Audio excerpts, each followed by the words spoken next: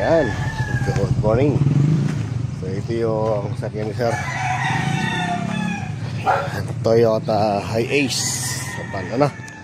So first time mo, Sir, so ibig sabihin ngayon ka pala magdadrive na sakyan. First time ganito. So van pa dadalhin mo, so medyo mahaba to kumpara sa mga kotse na gano'n. Okay, so pag magmamaneho ka na gano'n bago mo start ang sakyan mo, importante talaga yung pag-ikot. Iikutan mo tong sakyan mo, check mo ang gulong, ito pa ng gulong yan. Tapos tingnan mo na yung kung wala kang maatrasan, wala kang ganun bago mo start. Bago ka sumakay na. Tapos ito naman, nandiyan susi sa'yo? Nasa yung susi? Ito pala yung susi. Naiwan na pala yung susi. Okay, ito. So pag i-adjust mo itong upuan, mayroon nyo dito na ito. Taas mo lang to, ganyan mo lang, tapos sila okay. Sa manibela naman, ito ganun mo lang. Gusto mo baba, pag naibaba mo, lock. Pag gusto medyo mataas, ganyan, tataas mo to, tapos lock na. Ganyan lang na. Okay, so mayroon yan tatlong apakan. Ito yung clutch, brake at gas. So itong clutch ay sa kaliwang paa, yung gas at brake ay sa kanang paa naman. So sige, so pa siya. First time ni Sir, van pandala, tapos Toyota Hiace pa. Okay, so ituturo ko naman sa'yo ngayon ay yung nauna yung gas.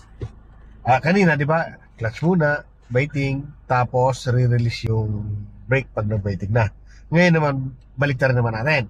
Gas naman muna, magagas ka muna bago release ng clutch. Okay, so sige, gawin natin. First gear. Apak mo ng brake, First gear ka muna. First gear. Okay, then apak ka ng gas. Kapi lang Sige, dire-diretso yung gas. Woo. Sige pa. Yan, ganyan dapat ang gas. Okay, stop muna. Neutral. Apak sa brake. Okay, first gear. Then gas. Dire-diretso. Woo. Sige, dire-diretso dapat. Woo. Sige pa. Woo. Tanggal, lagay mo sa brake muna. Brake. Then gas ulit. Woo. Okay? So, gawin natin. Neutral muna. Neutral. Apak ng brake, syempre. First gear. Then gas. Woo.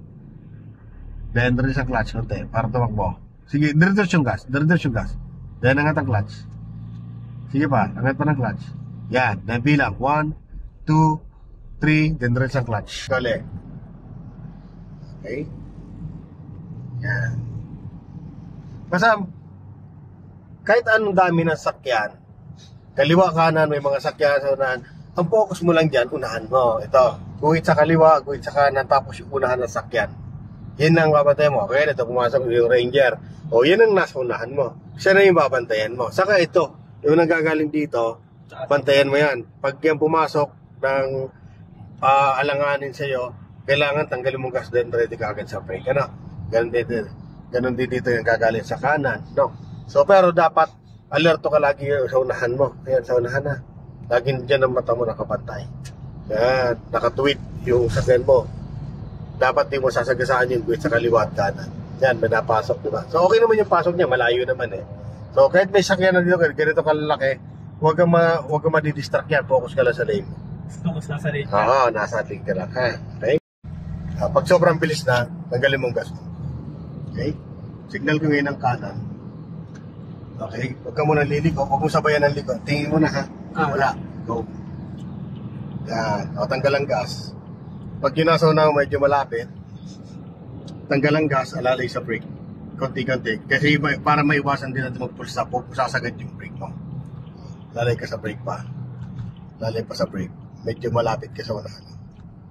Dahil nagbagal ka, tingnan mo yung cambio mo kung nasaan nakaset up. Lagay mo sa third gear. Kasi nasa 40 siya. Yan. Signal ka ng kanan. Kanan. Okay, tingin sa kanan. Palalay sa brake mo. Yan. Sulyap lang dito, balik dito. Kasi mayroon ka sasakyan sa unahan. Okay, pagkalagpas dito, wala na. Meron pa. Meron pa? Diyan mo na, pwesto ka. Huwag ka mag-change ang lane, ha? Okay, kaya na. Go. Dagdag ka ng gas. Yan. Very good. Medyo. Signal ka ng kaliwa.